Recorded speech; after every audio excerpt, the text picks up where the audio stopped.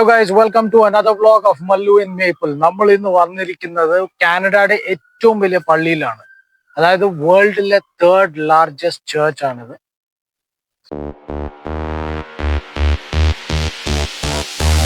Hey, drop.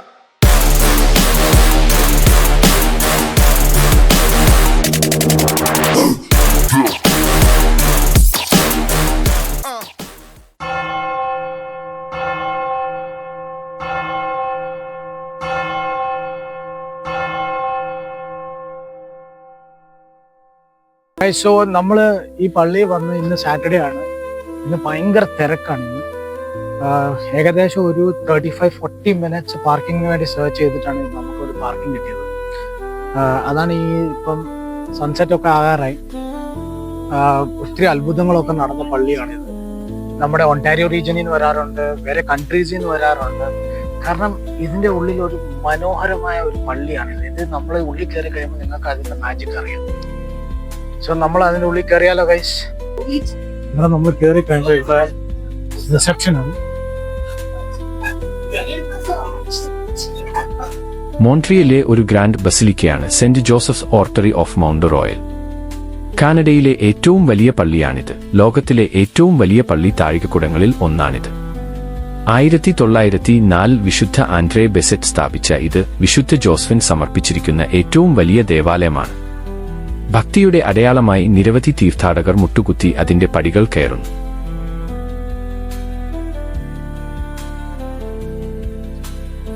നമ്മളിവിടെ വന്നു കഴിയുമ്പോൾ നമ്മുടെ റൈറ്റ് സൈഡ് കഫറ്റീരിയ ആണ്. പള്ളി കഫറ്റീരിയ ഓഫീസ്. നമുക്ക് ഫുഡൊക്കെ ഓർഡർ ചെയ്യാം, കഴിക്കാം. കാരണം ഇവിടുന്ന് ഒത്തിരി ദൂരെ നിന്നൊക്കെ ആൾക്കാർ വരുന്ന ആൾക്കാർ. 1904 ബ്രദർ ആൻഡ്രേ തന്റെ രക്ഷാധികാരിയായ വിശുദ്ധൻ സമർപ്പിച്ചിരിക്കുന്ന ഒരു ചെറിയ ചാപ്പൽ നിർമ്മിച്ചുകൊണ്ട് തന്റെ സ്വപ്നം സാക്ഷാത്കരിച്ചു. പൂർണ്ണമായും വിശുദ്ധ ജോസഫിൻ നൽകിയതായി പറയപ്പെടുന്ന അദ്ദേഹത്തിന്റെ രോഗശാന്തി ദാനങ്ങളെക്കുറിച്ചുള്ള വാർത്ത പരന്നതോടെ തീർത്ഥാടകർ ഇവിടെ ഒഴുകിയെത്തി. ഈ മനോഹരമായ ബസിലിക്കയുടെ പദ്ധതികൾക്ക് അംഗീകാരം ലഭിക്കുന്നതുവരെ ചാപ്പൽ നിരന്തരം വലുതാക്കേണ്ടി വന്നു. ഇത് എന്റെ കൃതിയല്ല, മറിച്ച് വിശുദ്ധ ജോസഫിന്റെ കൃതിയാണ് എന്ന് പ്രശസ്തമായി പറഞ്ഞ ബ്രദർ ആൻഡ്രേ അതിന്റെ പിന്നിലെ ചാലകശക്തിയായിരുന്നു. ഓറേറ്ററിയുടെ കഥ വാസ്തുശില്പികളിൽ നിന്നും രാജാക്കന്മാരിൽ നിന്നും ആരംഭിക്കുന്നില്ല. അത് ആരംഭിക്കുന്നത് ആൽഫ്രഡ് ബെസെറ്റ്, അല്ലെങ്കിൽ ലോകത്തിന് അറിയപ്പെടുന്ന വിശുദ്ധ ആൻഡ്രേ ബെസെറ്റ് എന്ന എളിയ ഹോളി ക്രോസ് സഹോദരനിൽ നിന്നാണ്. നോട്രഡാം കോളേജിലെ വാതിൽപ്പടിക്കാരൻ മാത്രമായിരുന്നു ബ്രദർ ആൻഡ്രേ. പക്ഷേ അദ്ദേഹത്തിന് വിശുദ്ധ ജോസഫിനോട് അചഞ്ചലമായ ഭക്തി ഉണ്ടായിരുന്നു.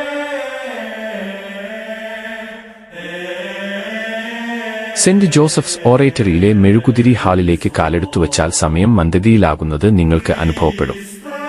വോട്ടീവ് ചാപ്പൽ എന്ന് ഔദ്യോഗികമായി വിളിക്കപ്പെടുന്ന ഈ പവിത്രമായ ഭാഗം നിശബ്ദമായി കത്തുന്ന ആയിരക്കണക്കിന് മെഴുകുതിരികളുടെ വെളിച്ചത്തിൽ തിളങ്ങുന്നു. ഓരോ ജ്വാലയും ഒരു പ്രാർത്ഥനയോ ഒരു പ്രത്യാശയോ കുടുംബങ്ങളുടെയും തൊഴിലാളികളുടെയും മാർഗനിർദ്ദേശം ആവശ്യമുള്ളവരുടെയും രക്ഷാധികാരിയായ സെന്റ് ജോസഫിൻ മന്ത്രിക്കുന്ന നന്ദിയോ പ്രതിനിധീകരിക്കുന്നു. നീണ്ട മങ്ങിയ വെളിച്ചമുള്ള ഇടനാഴിയിലൂടെ നിങ്ങൾ നടക്കുമ്പോൾ മെഴുകുതിരികളിൽ നിന്നുള്ള സ്വർണ്ണ പ്രതിഫലനങ്ങൾ കൽഭിത്തികളിലൂടെ നൃത്തം ചെയ്യുന്നു, ആഴത്തിലുള്ള ശാന്തതയുടെയും ആത്മീയതയുടെയും അന്തരീക്ഷം സൃഷ്ടിക്കുന്നു.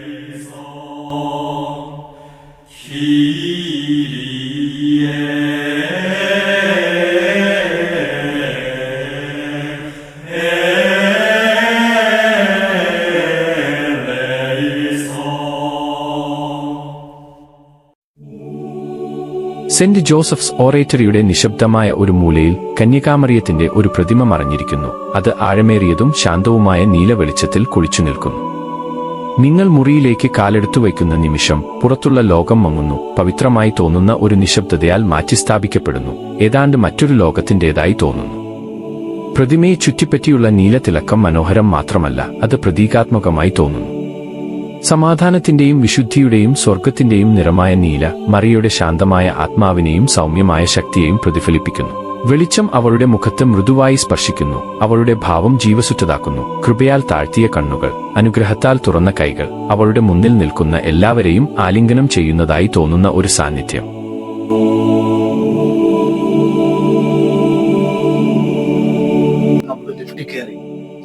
അതിന്റെ അടുത്ത ഫ്ലോറിലോട്ട് പോകണം.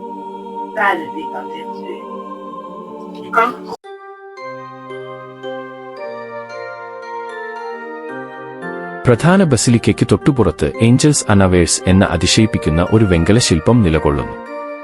ഒറ്റനോട്ടത്തിൽ വ്യത്യസ്ത കാലങ്ങളിൽ നിന്നും സ്ഥലങ്ങളിൽ നിന്നും യാത്രകളിൽ നിന്നുമുള്ള ആളുകളുടെ ഒരു കൂട്ടം കുടിയേറ്റക്കാരെ പോലെയാണ് ഇത് കാണപ്പെടുന്നത്. എന്നാൽ അവരുടെ ഇടയിൽ ദിവ്യമായ എന്തോ ഒന്ന് ഒളിഞ്ഞിരിക്കുന്നുണ്ട്. ബൈബിളിലെ ഒരു വാക്യത്തിൽ നിന്ന് പ്രചോദനം ഉൾക്കൊണ്ട് കനേഡിയൻ കലാകാരനായ തിമോത്തി ഷ്മാൽസ് ആണ് ഈ മാസ്റ്റർപീസ് സൃഷ്ടിച്ചത്. അപരിചിതരോട് ആതിഥ്യം കാണിക്കുന്നതിൽ അവഗണിക്കരുത്, കാരണം ചിലർ അറിയാതെ മാലാഖമാരെ സത്കരിച്ചിട്ടുണ്ട്. സൂക്ഷിച്ചു നോക്കുമ്പോൾ ആൾക്കൂട്ടത്തിനിടയിൽ നിന്ന് മാലാഖ ചിറകുകൾ ഉയരുന്നത് നിങ്ങൾ കാണും. അതാണ് സന്ദേശം. നമ്മുടെ അരികിലുള്ള അപരിചിതൻ എപ്പോൾ വേഷം മാറിയ ഒരു മാലാഖയായിരിക്കുമെന്ന് നമുക്കറിയില്ല. നമ്മളിവിടെ വരുമ്പോൾ പള്ളിയിലുള്ള വ്യൂ പോയിന്റ് ആണ്.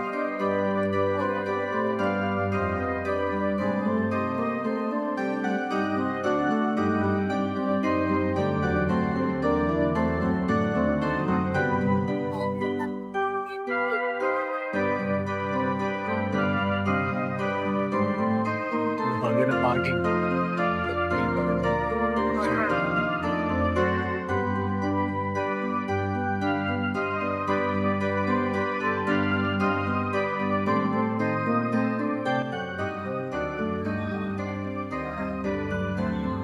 നമ്മളെ വ്യൂ പോയിന്റ് കാണാൻ കഴിഞ്ഞപ്പോൾ നമ്മൾ ഉള്ളിലോട്ട് വരണം. ഇവിടെ നമ്മൾ മേളിലോട്ട് പോകും. ഈ മേളിൽ എന്തോ ആണെന്ന് എനിക്കും അറിയത്തില്ല, നമുക്ക് നോക്കാം.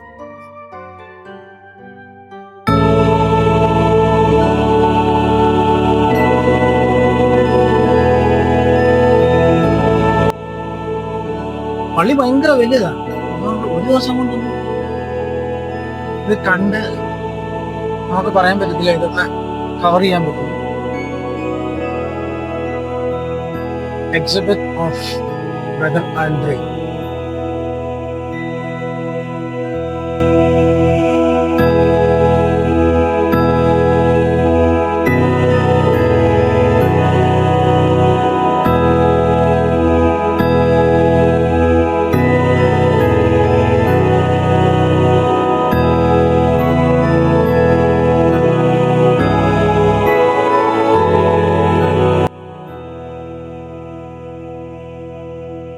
നമ്മൾ നേരത്തെ കണ്ടത് ബ്രദർ ആൻഡ്രേ ഉപയോഗിച്ച് ഓരോ പെട്ടി ഹെൽമെറ്റും അങ്ങനെയുള്ള കാര്യങ്ങളാണ്.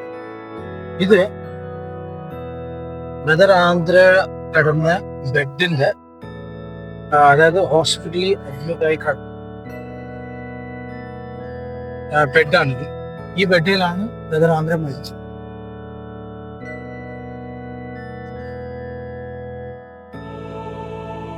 Room of the old hospital in St. Laurent, where Brother Andre died on January 6, 1937.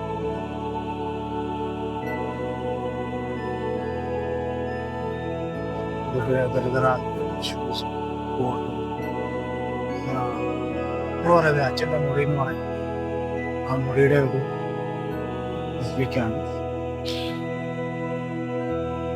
office where Brother Andre received thousands of pilgrims until his death. The walls, furnitures and accessories are those of his life. ആലോചന ഇതെല്ലാം ഒറിജിനലാണ്.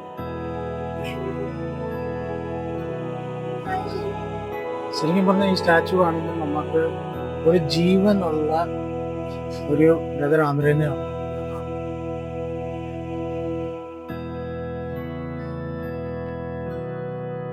ഇത് 1920 brother ആന്ധ്രയുടെ ഓഫീസാണ്. അതായത് നമ്മൾ ഈ parish house. ഇത് brother ആന്ധ്രയുടെ door keeper, അതായത് brother ആന്ധ്രയെ കാണാൻ വരുമ്പോൾ ഡോർ കീപ്പർ കാര്യങ്ങളൊക്കെ ചോദിച്ച് മനസ്സിലാക്കി ബ്രദറിനോട് ചെന്ന് പറയും. ആ ഡോർ കീപ്പറിന്റെ ഫേർണിച്ചറും അതുപോലെ തന്നെ ആൾക്കാർ വന്നിരിക്കുന്ന സ്ഥലവും ഒക്കെ. ഇതാണ് കോളേജ്, ബ്രദർ ആൻഡ്രേ വർക്ക് ചെയ്ത കോളേജ്.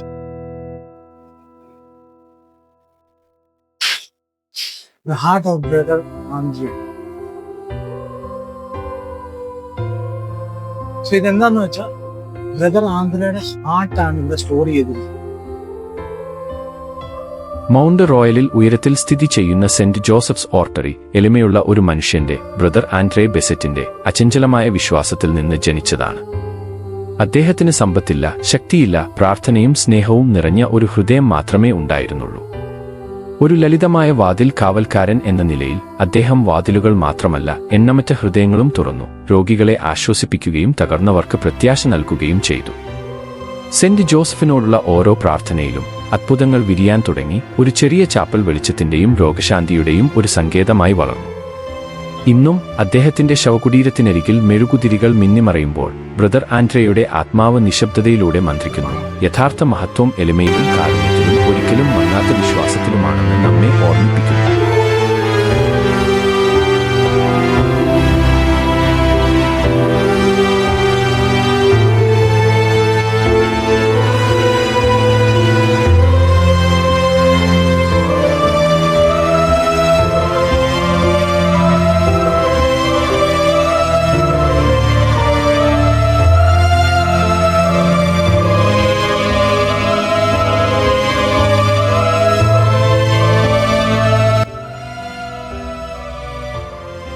സെന്റ് ജോസഫ്സ് ഓറേറ്ററിയിലെ ഏറ്റവും സമാധാനപരമായ നടത്തങ്ങളിൽ ഒന്നാണ് ബ്രദർ ആൻഡ്രേയുടെ ശവകുടീരത്തിലേക്കുള്ള പാത. ഇവിടെ ഓരോ ചുവടും മന്ദഗതിയിലാണെന്ന് തോന്നുന്നു, നിശബ്ദത വായു തന്നെ നിശബ്ദത ആവശ്യപ്പെടുന്നതുപോലെ. ഇടനാഴി വിശ്വാസത്താൽ തിളങ്ങുന്നു. ചുവരുകളിൽ മെഴുകുതിരികൾ സൗമ്യമായി മിന്നിമറയുന്നു, കാൽപ്പാടുകളുടെ ശബ്ദം കല്ലിൽ മൃദുവായി പ്രതിധ്വനിക്കുന്നു. നിങ്ങൾ അടുത്തേക്ക് നടക്കുമ്പോൾ ശാന്തത ആഴമേറിയതായി നിങ്ങൾക്ക് അനുഭവപ്പെടും. കത്തുന്ന മെഴുകുതിരികളുടെ ഗന്ധവും നിങ്ങളുടെ ചുറ്റുമുള്ള നിശ്ചലതയും വരാനിരിക്കുന്ന കാര്യങ്ങൾക്കായി നിങ്ങളുടെ ഹൃദയത്തെ ഒരുക്കുന്നു. ഈ പാതയുടെ അവസാനം വിശ്വാസം, പ്രാർത്ഥന എന്നിവ മാത്രം ഉപയോഗിച്ച് ഈ ദേവാലയം നിർമ്മിച്ച എളിയ മനുഷ്യൻ ബ്രദർ ആൻഡ്രേ ഉണ്ട്. ലോകമെമ്പാടു നിന്നും തീർത്ഥാടകർ ഇവിടെയെത്തുന്നു. ചിലർ നന്ദിയോടെയും ചിലർ പ്രത്യാശയിലും ചിലർ സമാധാനം അനുഭവിക്കാൻ വേണ്ടിയും.